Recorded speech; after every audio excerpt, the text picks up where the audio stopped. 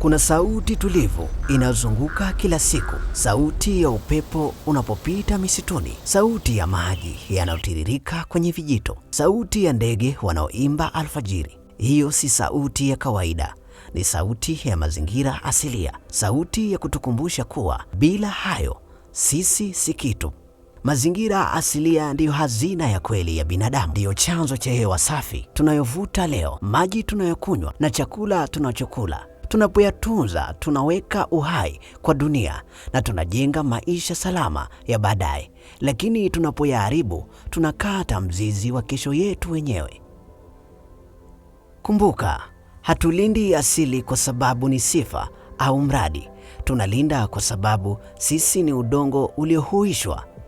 Tukishambulia mazingira, tunashambulia kitovu kinachotulisha.